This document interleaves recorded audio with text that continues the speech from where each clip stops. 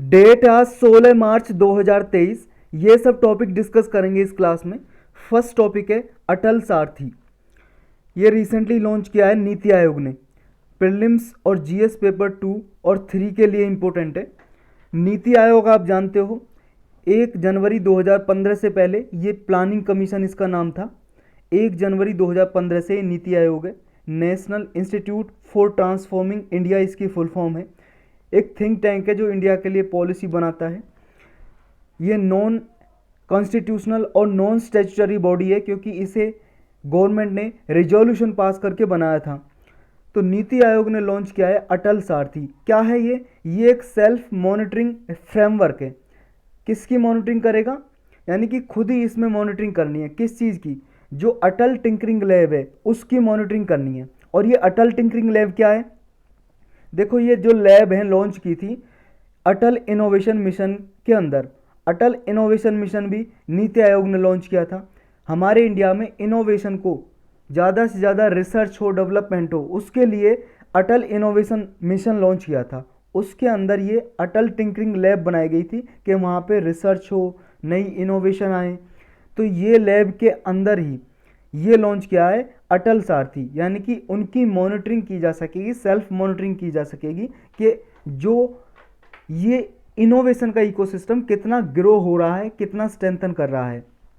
अटल सारथी देखो, अटल tinkering lab को ज़्यादा एफिशिएंट बनाएगा, इफेक्टिव बनाएगा। ये जो इनिशिएटिव है 4 पिलर पे टिका हुआ है। यानी कि जो अटल सारथी है वो मॉनिटरिंग किस तरह से करेगा? पहला है माई अटल डैशबोर्ड। ये सेल्फ रिपोर्टिंग डैशबोर्ड होगा।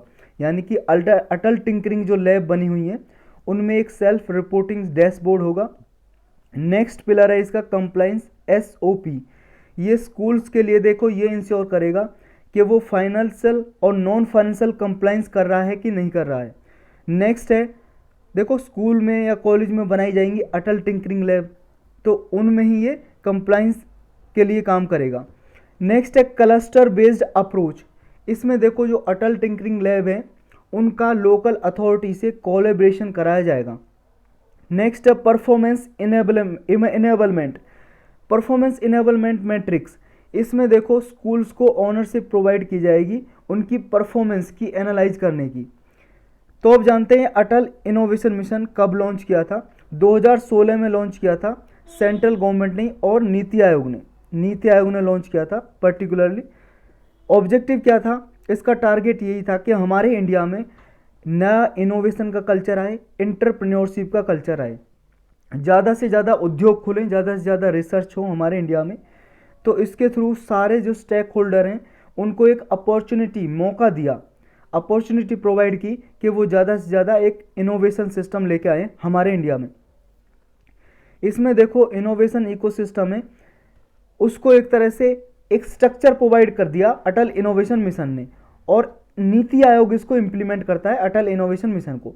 और अटल इनोवेशन मिशन को ही प्रमोट करने के लिए नीति आयोग ने अटल टिंकरिंग लैब खोली।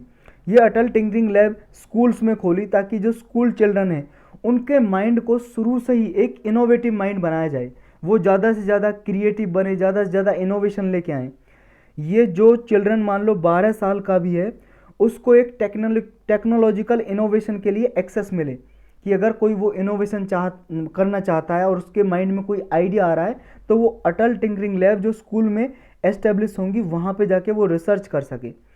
तो जो ये साइंस, टेक्नोलॉजी, इंजीनियरिंग, मैथ का जो कॉन्सेप्ट है इसको एक साथ लाना, और हर एक स्कूल को इसके ज़रिए 20 लाख फाइनेंशियल एड प्रोवाइड करता है नीति आयोग, जिसमें 10 lakh one time establishment cost देता है। यानी कि वो अटल टिंकरिंग लैब बना के देता है, 10 लाख रुपए उसके लिए देता है, और ऑपरेशन कॉस्ट देता है 10 लाख अगले 5 साल के लिए, ताकि वहाँ पे कोई मान लो इक्विपमेंट चाहिए रिसर्च करने के लिए, कोई इंस्ट्रूमेंट चाहिए तो वो खरीद सकें, और उसमें रिपेयरमेंट की ज़रूरत हो तो 10 लाख रुपए में वो कर सकें।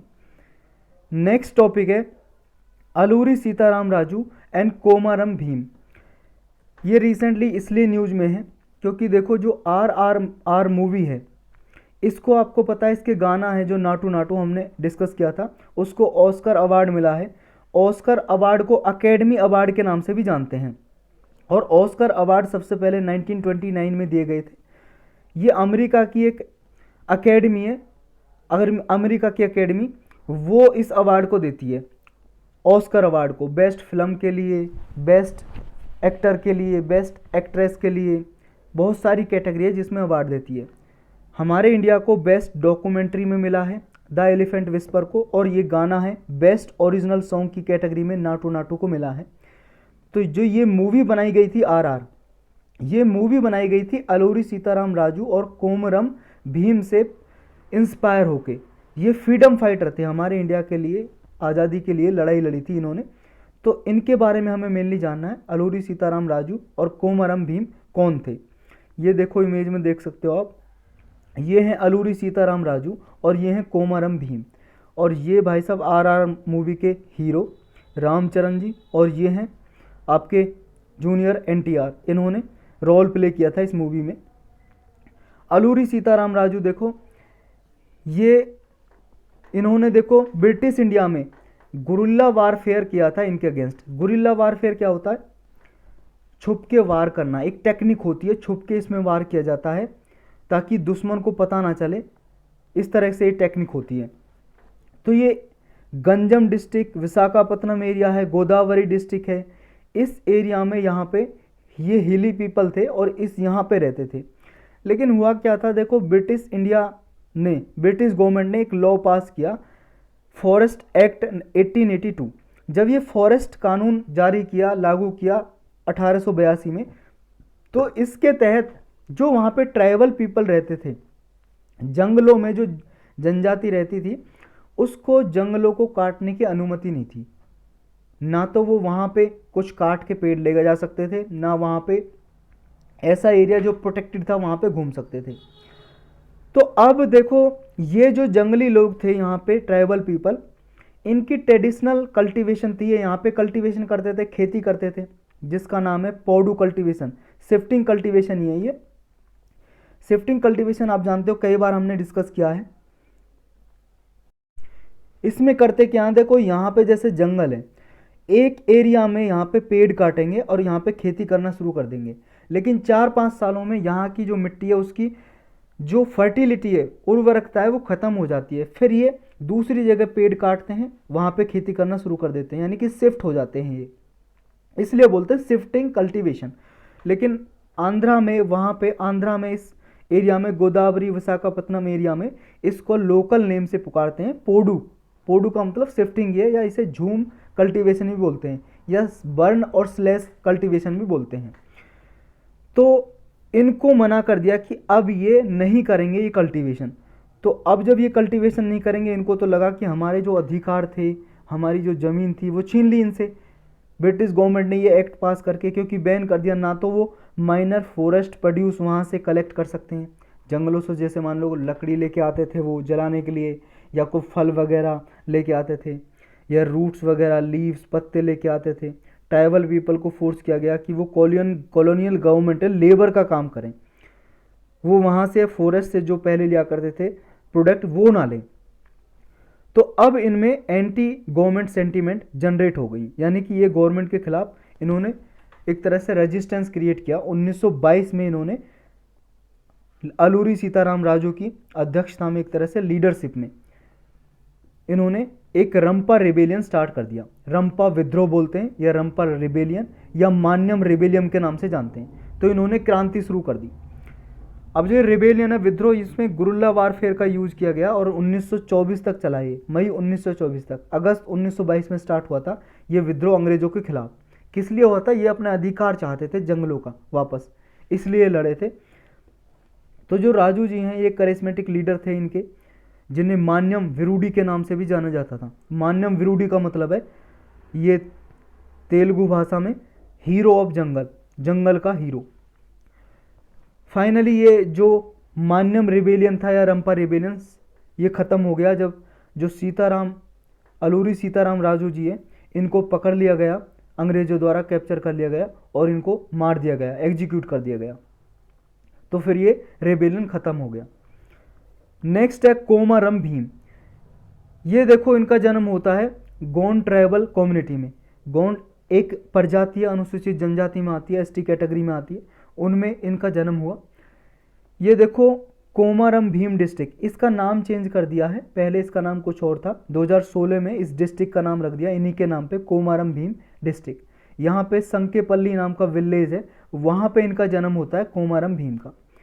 इन्होंने निज़ाम गवर्नमेंट के अगेंस्ट विद्रोह किया था, क्योंकि जो निज़ाम गवर्नमेंट हुआ करती थी यहाँ पे हैदराबाद में, उसने ना कर वसूल किया था, इनसे टैक्स वसूल किया था। किसके नाम पे? देखो, अगर लोग जंगलों में यहाँ पे ग्रेजिंग करते थे, ग्रेजिंग केटल लेके आते थे, ग्रेजिंग का मतलब होता है पशु चराना, केटल मतलब गाय बैल वगैरह, अगर लोग यहाँ पे पशु चराते थे तो उनसे टैक्स लिया, बामरम नाम का टैक्स। और अगर यहाँ पे कोई जंगल से फायरवुड कलेक्ट करता था, जंगलों से लकड़ी लेता था, तो उस पर भी यहाँ का जो निज़ाम था वो टैक्स लगाती थी निज़ाम गवर्नमेंट, उसका नाम था दूपा पेट्टी। तो ये क्या है, ये भी याद रखना है आपको, बामरम और दूपा पट्टी, ये टैक्स हैं, हिंदी में बोलते हैं कर। तो ये याद रखना आपको, बामरम दूपा पट्टी कर हैं। और किस पे लगाए जाते थे?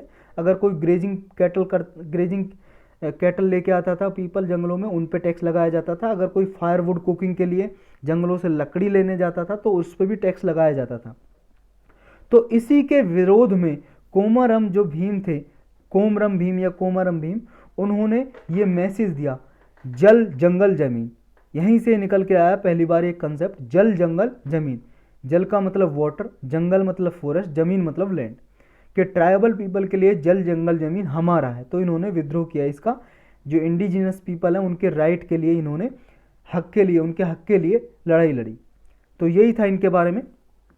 नेक्स्ट टॉपिक है learning science via standard series. ये प्रीलिम्स के लिए इंपॉर्टेंट है और जीएस पेपर 2 और 3 के लिए इंपॉर्टेंट है। और देखो, जो अलूरी सीताराम राजू जी का अब ऊपर टॉपिक हमने डिस्कस किया, प्रीलिम्स के लिए भी इंपॉर्टेंट है और मेंस के लिए भी, जीएस पेपर 1 हिस्ट्री के लिए भी। तो learning science via standard series क्या है और किसने लॉन्च किया है? ये ब्यूरो ऑफ इंडिया स्टैंडर्ड ने लॉन्च किया है, BIS। ये क्या है इसके बारे में जानेंगे, वैसे बहुत बार इसके बारे में डिस्कस कर चुके हैं हम। ब्यूरो ऑफ इंडियन स्टैंडर्ड एक ऑर्गेनाइजेशन है, इसने लॉन्च किया है लर्निंग साइंस वाया स्टैंडर्ड। यानी कि साइंस को जो स्टूडेंट हैं, छात्र हैं, उनके लिए एक यूनिक मेथड निकाला है कि साइंस को ना रट्टे ना मारें, मगअप ना करें। तो कैसे? एक स्टैंडर्ड है, जो इसके कॉन्सेप्ट हैं, बहुत सारे साइंटिफिक कॉन्सेप्ट या प्रिंसिपल, सिद्धांत या लॉज हैं, उनके थ्रू स्टूडेंट साइंस को प्रैक्टिकली समझें। टेस्टिंग के जरिए जो क्वालिटी ऑफ टेस्टिंग है उसको बढ़ाया जाए, टेस्टिंग की क्वालिटी है, मैन्युफैक्चरिंग फंक्शनिंग की जो प्रैक्टिकल एप्लीकेशन है उनका यूज करके, डिफरेंट प्रोडक्ट्स हैं उनका यूज करके इंडियन स्टैंडर्ड एक जनरेट किया है, जिसके जरिए स्टूडेंट साइंस को आसानी से सीख सकते हैं। तो इसमें देखो, BIS ने, ब्यूरो ऑफ इंडियन स्टैंडर्ड का इनिशिएटिव है, ये स्टैंडर्ड क्लब लॉन्च किया था, उसी के अंदर ये लॉन्च किया है, जो अभी लॉन्च किया है लर्निंग थ्रू, ये learning science via standard. Benefit क्या होंगे? बेनिफिट यही होंगे, देखो, जो साइंस एजुकेशन में और जो थ्योरी है साइंस की और रियल लाइफ में जो साइंस का यूज क्या है साइंस एजुकेशन का, उसके गैप को ना फिल किया जा सकेगा इसके थ्रू। यानी कि साइंस का प्रैक्टिकल जीवन में क्या यूज है उसके द्वारा स्टूडेंट को साइंस सिखाई जाएगी, ताकि वो माइंड में इमेजिन कर सके कि हाँ, ये चीज़ हो रही है हमारी लाइफ में और ये चीज़ आगे हमें ज़रूरत पड़ेगी और इसका हमारे जीवन में क्या उपयोग है, क्या यूज होगा। तो ये एक तरह से स्टूडेंट्स में भी कैपेसिटी बिल्डिंग जनरेट करेगा और हमारे इंडिया में भी इकोनॉमिक सेक्टर में भी कंट्रीब्यूट करेगा। तो BIS क्या है जिसने ये लॉन्च किया है? ये ब्यूरो ऑफ इंडियन स्टैंडर्ड, ये 1986 में एस्टेब्लिश की थी, बनाई गई थी। हेडक्वार्टर दिल्ली में, एक स्टैट्यूटरी बॉडी है, इसके लिए एक्ट बनाया था BIS, उसके जरिए बनाई थी। यानी कि एक सांविधिक संस्था है, स्टैट्यूटरी बॉडी है। National standard body of India है, हमारे इंडिया के लिए ये स्टैंडर्ड बनाती है। ये ministry of consumer affair, food and public distribution के अंडर काम करती है, इस मंत्रालय के अंदर। ये मंत्रालय आपको याद होना चाहिए। जो 1986 का एक्ट था, इसमें अमेंडमेंट किया, तो इस अमेंडमेंट के बाद ये एक्ट बन गया bureau of Indian standard act 2016, क्योंकि 2016 में ये एक्ट में अमेंडमेंट किया और 2017 से लागू हो गया ये एक्ट।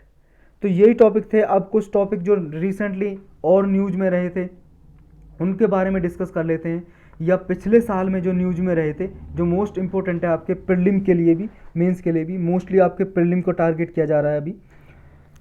एक देखो, यूएनसीसीडी के बारे में आपने पढ़ा ही होगा, United Nation Convention to Combat Desertification. Desertification से लड़ने के लिए एक इंटरनेशनल ये एग्रीमेंट है, ऑर्गेनाइजेशन है। डिजर्टिफिकेशन क्या होता है? मृदा अपरदन जो हो जाता है, सॉइल इरोजन जो हो जाता है, उसकी वजह से जो मिट्टी का डिग्रेडेशन हो जाता है, वहाँ से मान लो इस ज़मीन से मिट्टी का जो ऊपरी परत है वो चली गई बारिश की वजह से, हवा की वजह से। अब इसकी जो फर्टिलिटी है कम हो जाती है, ना यहाँ पे कुछ उगता है, घास तक भी नहीं उगती, यहाँ पेड़ उगते हैं, तो ये मिट्टी खराब हो गई। इसे बोलते हैं डिजर्टिफिकेशन या डिग्रेडेशन बोल सकते हैं। तो इसी को रीस्टोर करने के लिए ये ऑर्गेनाइजेशन काम करती है। पूरा डिटेल में जानना है तो आप इन्वायरमेंट के प्लेलिस्ट में देख सकते हो इसका लेक्चर।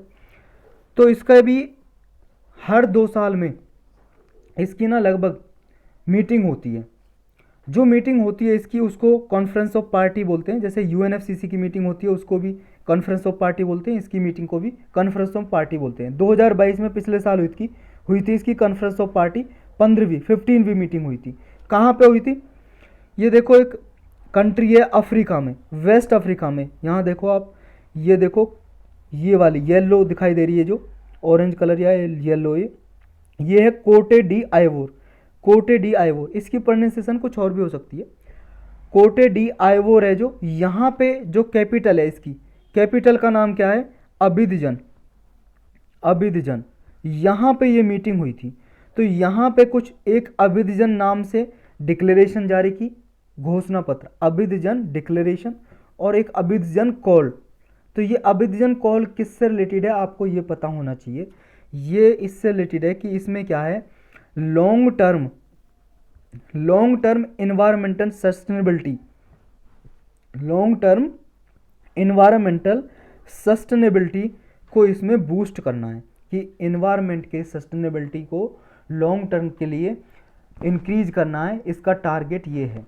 तो पर्यावरण की एक तरह से सस्टेनेबल हो, रिसोर्सेज को सस्टेनेबल तरीके से यूज किया जाए। तो अभिजन कॉल किससे रिलेटेड है? इन्वायरमेंटल सस्टेनेबिलिटी, ये आपको याद रखना है इसमें।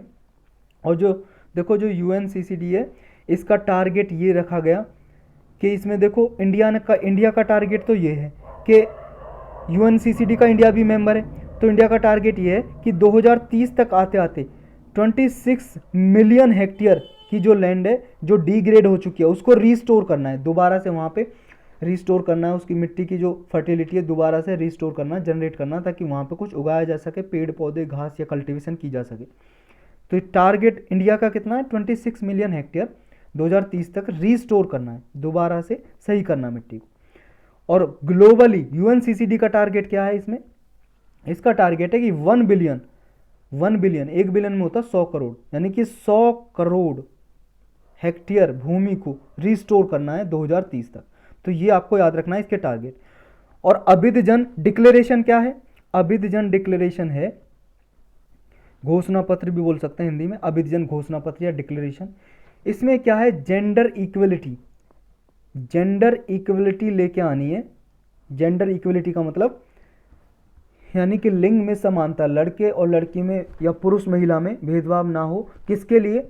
लैंड रिस्टोरेशन के सक्सेसफुल के लिए, यानी कि जो लैंड रिस्टोर कर रहे हैं हम, इसमें इसका टारगेट है जो यूएनसीसीडी का, उसमें देखो लैंड रिस्टोरेशन में भी जेंडर इक्वलिटी हो, जेंडर में कोई भेदभाव ना हो। नेक्स्ट एक टॉपिक है, न्यूज में था, ये बहुत बार न्यूज में रहा है, ग्रेट ग्रीन वॉल।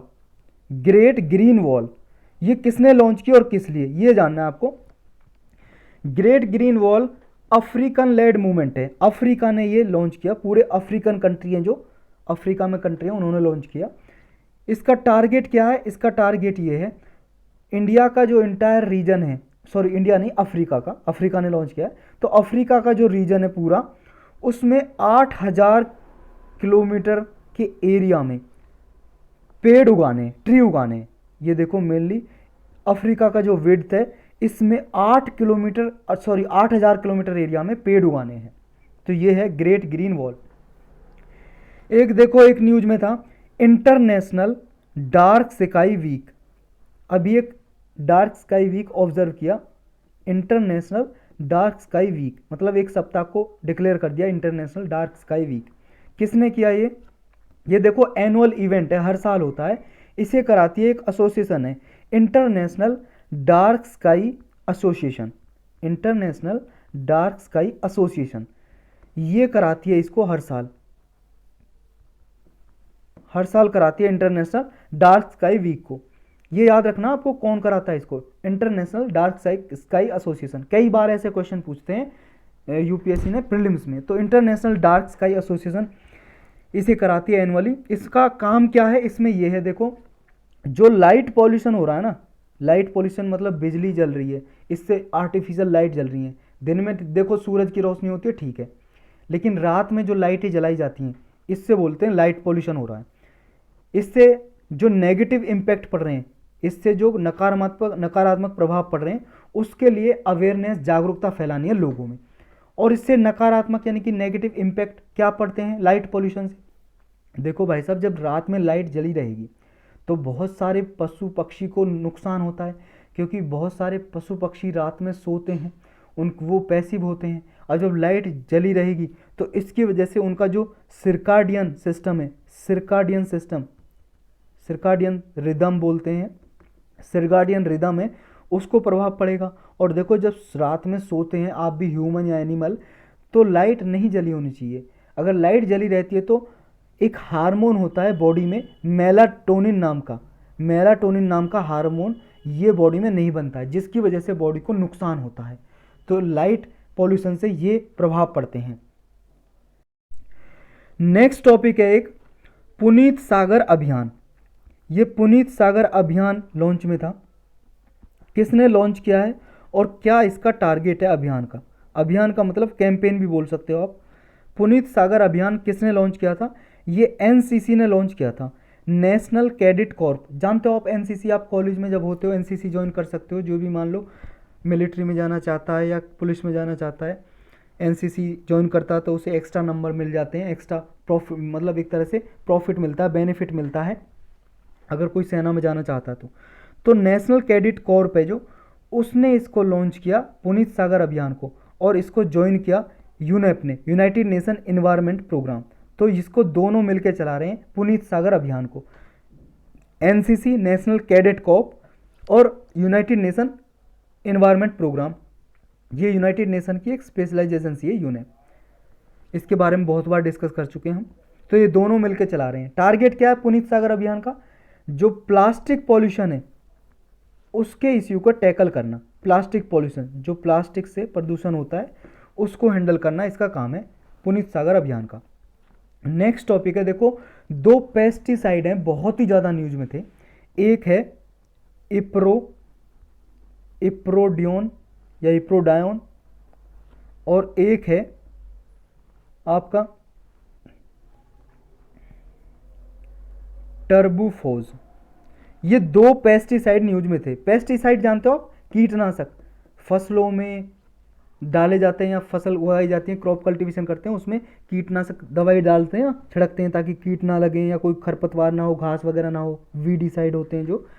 तो ये पेस्टिसाइड हैं। जो इप्रोडायोन है वो मेनली फंगीसाइड है, फंगस को मारने के लिए ये दिया जाता है। मान लो पेड़ों में फंगस लग गई है, फ्रूट में फंगस लग गई है, उसमें डाला जाता है। और ये टर्बूफोज है, ये आपका इंसेक्टिसाइड है, यानी कि कीटों को मारने के लिए डाला जाता है, यानी कि दोनों पेस्टिसाइड ही हैं। तो एक है इंसेक्टिसाइड टर्बूफोज और एक है फंगीसाइड। क्योंकि देखो एक क्वेश्चन जरूर ऐसा पूछता है यूपीएससी, वन लाइनर, ये नाम दे देगा, फिर पूछेगा आपसे ये है क्या, पेस्टिसाइड है या फिर कोई किसी और की वेराइटी है, इस तरह से पूछ लेता है, मेडिसन है क्या है। तो आपको याद रखना पेस्टिसाइड है ये, इंसेक्टिसाइड और फंगीसाइड। ये न्यूज में इसलिए थे, देखो जो ये पेस्टिसाइड हैं इनका जो यूज होता है, इसकी वजह से जो एक्वाटिक ऑर्गेनिज्म है, पानी में पाए जाने वाले जीव हैं, उन पर बुरा प्रभाव पड़ता है।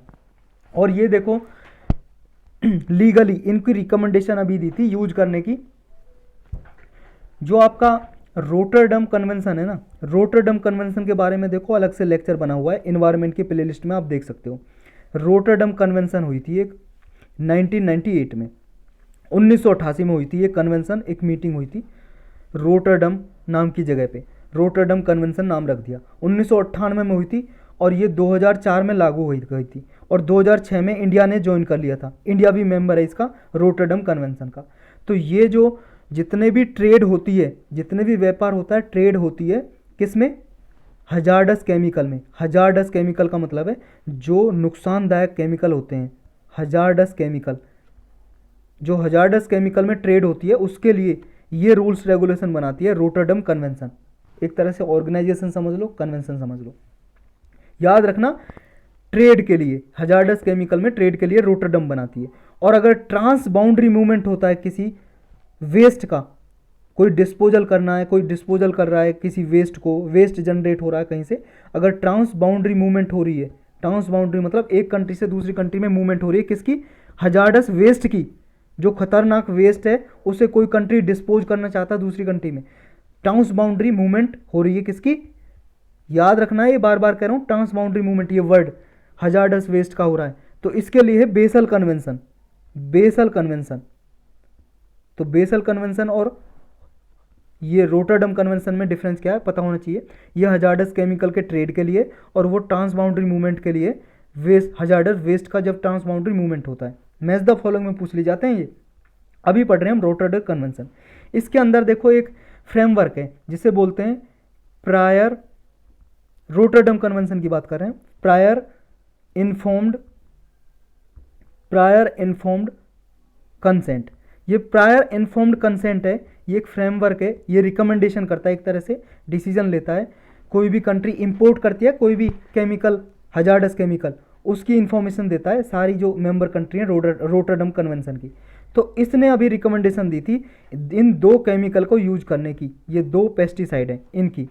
और देखो इसलिए भी इम्पोर्टेंट है क्योंकि जो टर्बोफोज है ना, इस केमिकल का, इस पेस्टिसाइड का, इंसेक्टिसाइड का, पूरे वर्ल्ड में इंडिया सबसे ज़्यादा एक्सपोर्ट करता है।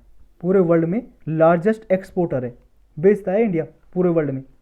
और 2015 में इस केमिकल की परमिशन इंडिया में एक कमेटी बैठी थी 2015 में, उसने दी थी इंडिया में यूज करने की। कमेटी का नाम क्या था? अनुपम वर्मा कमेटी। याद रख सकते हो आप, अनुपम वर्मा कमेटी ने रिकमेंडेशन दी थी ये टर्बोफोज केमिकल का यूज करने की इंडिया में। तो ये चीज़ इस केमिकल के बारे में याद रखने।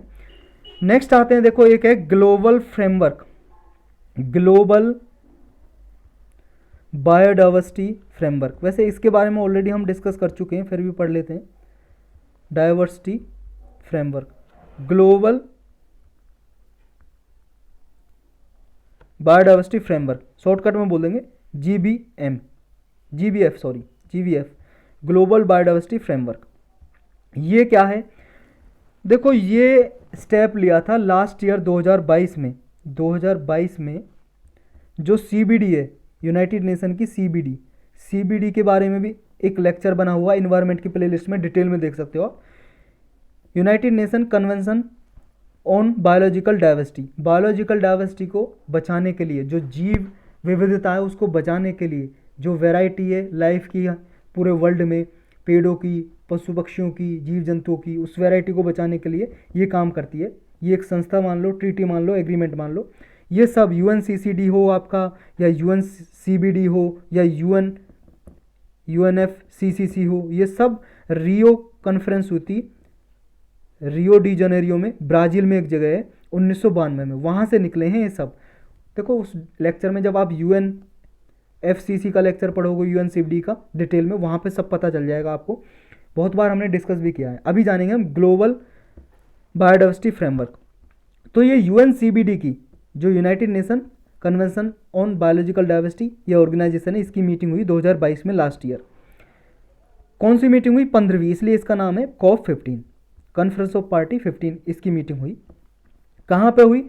दो शहरों में हुई है। एक चाइना के, ये कुनमिंग शहर में हुई, कुनमिंग शहर में, चाइना का कुनमिंग शहर। तो चाइना ने इसको एक तरह से चेयर किया, इस मीटिंग को। चेयरमैन कौन था? Chairperson China. और फिर बाकी की मीटिंग हुई मॉन्ट्रियल में। मॉन्ट्रियल कहाँ पे? कनाडा में, कनाडा कंट्री है, वहाँ पे हुई। तो चेयरमैन था चाइना और होस्ट कंट्री था मेजबानी की कनाडा ने। तो कुनमिंग और मॉन्ट्रियल में हुई ये मीटिंग, वहाँ पे ये फ्रेमवर्क लिया गया, ग्लोबल बायोडाइवर्सिटी फ्रेमवर्क। ये क्यों लिया गया? देखो 2010 में इसकी मीटिंग हुई थी UNCBD की, 2010 की बात कर रहे हैं हम। 2010 में मीटिंग हुई थी नगोया, जापान में एक सिटी है, नगोया में हुई थी। वहाँ पे नगोया जो कॉन्फ्रेंस हुई थी, नगोया में नगोया एग्रीमेंट में एक आईची टारगेट रखे थे, आईची टारगेट, AICHI, आईची टारगेट इनका था कि 2011 से लेकर 2020 तक अचीव करने हैं आईची टारगेट। ये 20 टारगेट थे बायोडाइवर्सिटी को प्रोटेक्ट करने के लिए। ये नॉन बाइंडिंग थे, बाध्यकारी नहीं थे, याद रखना। देखो CBD है जो जो ये UNCBD है, कहाँ गया, United Nation convention on biological diversity, CBD, ये तो बाइंडिंग है, लीगली बाइंडिंग है, ये तो लीगली बाइंडिंग है, बाध्यकारी है। लेकिन जो ये टारगेट लिए गए थे आईची टारगेट, ये बाध्य नहीं थे। 20 टारगेट अचीव करने थे 2020 तक, लेकिन इनका टारगेट खत्म हो गया, 2020 चला गया। अब इन्हीं के जगह पे लास्ट ईयर 2022 में ग्लोबल बायोडाइवर्सिटी फ्रेमवर्क लिया है। इसमें देखो कितने टारगेट हैं, इसमें देखो चार तो आपके लॉन्ग टर्म, चार तो लॉन्ग टर्म गोल हैं इसमें, लंबे अवधि के लिए, कब तक अचीव करने हैं, 2050 तक। 4 गोल हैं इसमें, याद रखना, 4 गोल हैं लॉन्ग टर्म 2050 तक अचीव करने, किसमें, ग्लोबल बायोडाइवर्सिटी फ्रेमवर्क में। और इसमें 23 टारगेट हैं इसके, एक्शन ओरिएंटेड टारगेट हैं इसमें 23, ये अचीव करने हैं 2030 तक। ये शॉर्ट टर्म के लिए एक तरह से, और वो लॉन्ग टर्म के लिए 4। और ये भी जो ग्लोबल बायोडाइवर्सिटी फ्रेमवर्क है, ये भी लीगली बाइंडिंग नहीं है, याद रखना, बाध्यकारी नहीं है। ये भी आईची टारगेट की तरह ये भी नॉट लीगली बाइंडिंग है, बाध्यकारी नहीं है। और देखो जो इसका 15वीं मीटिंग हुई है अभी, और ये 2 साल में होती है। COP 15 हुई थी कनमिंग और मॉन्ट्रियल में। COP जो 16 होगी अगली मीटिंग इसकी UNCBD की, वो तुर्की में होगी। देखो 2024 में होगी, क्योंकि 2022 में हुई, हर 2 साल में होती है, अब 2024 में होगी तुर्की में। तुर्की कंट्री कहाँ पे पता ही होगा आपको, यहाँ पे देखो, यूरोपियन एशियन कंट्री है, ये देखो ये वाली तुर्की, यहाँ पे होगा 2024 में इसकी मीटिंग। और इसमें जब ये 22वीं meeting last year conference of party 15 हुई थी कनमिंग और मॉन्ट्रियल में, तो इसमें देखो एक स्पेशल ट्रस्ट फंड भी बनाने की बात की। तो देखो ये भी पूछा जा सकता है वन लाइनर में, स्पेशल ट्रस्ट फंड कहाँ पे लिया गया, कहाँ पे डिसीजन लिया गया स्पेशल ट्रस्ट फंड को बनाने के लिए, एस्टेब्लिश करने के लिए। तो स्पेशल ट्रस्ट फंड UNCBD में निकल के आया है। ये जब लास्ट COP 15 हुई थी लास्ट ईयर, उसमें ये स्पेशल ट्रस्ट फंड बनाने की बात की थी किसने, एक ग्लोबल इन्वायरमेंट फैसिलिटी है। ये क्या, इसके लिए भी लेक्चर बना हुआ है, एक फंड है ये भी, जो ये फंड प्रोवाइड करता है बायोडाइवर्सिटी को प्रोटेक्ट करने के लिए।